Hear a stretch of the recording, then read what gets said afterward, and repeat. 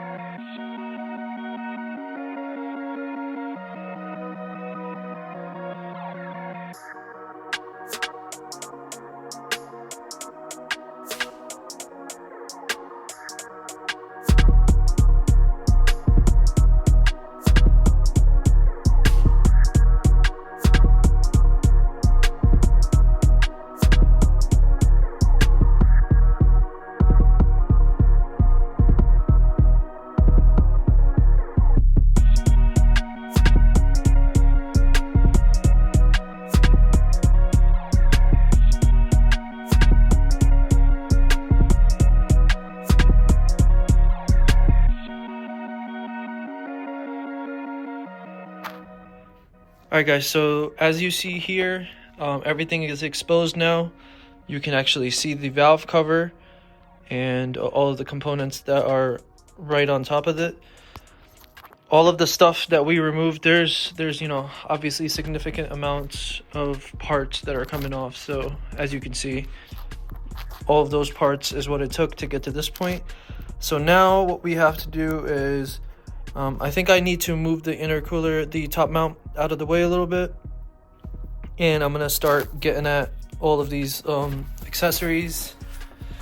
But let's actually take a look at the leak. So yeah, it's pretty significant, to be honest. I believe this this metal shielding is also going to be coming out, but you can see, I mean, it's definitely leaking. And even on my downpipe, I was able to see it. It's kind of hard to see on camera, but even on my downpipe, I see some oil. So the oil must be dripping down and getting onto the downpipe also, which is why it would create smoke and stuff. So there's definitely a leak back there somewhere. But I'm glad that we're getting this taken care of. So I'm gonna continue, keep ripping the stuff apart, and we will be right back.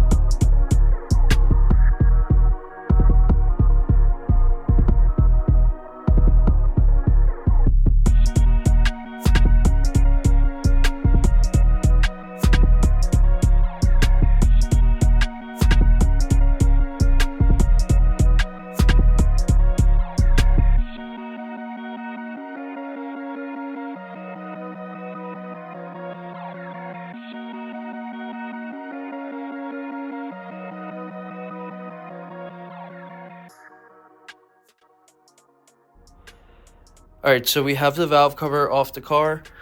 As you can see everything inside the engine now. That is the intake cam right there. I was just inspecting stuff, making sure everything's looking okay over here. This looks a little weird. That is the exhaust cam cover. It looks a little strange the way it's, I don't know, it looks like it's falling apart, which would be very weird. But yeah, so you can actually see over here, this is where we had the leak. It's very evident, very clear leak. So this is perfect. We're gonna get all this done. I still have to pull the injectors and do a couple other things, but shouldn't be an issue. We're just gonna keep going at it, and let's get this thing done.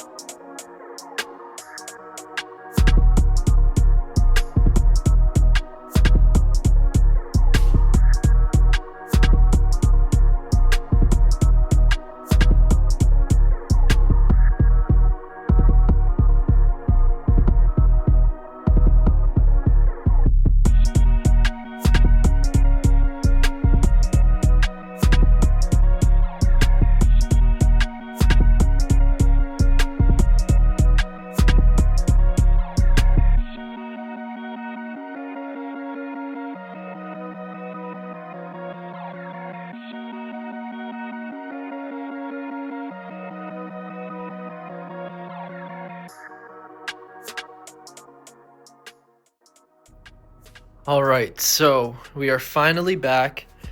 It was quite a mission to get here, to be honest. The valve cover is now done, obviously. As you can see, I got the fuel rail back on. Everything on this side is essentially tidied up, other than obviously the charge pipes and etc. Turbo inlet, blah blah blah. Now, valve cover was fine. Got it off. Got the new one on. I went to go pull the injectors. 3 of them came out fine.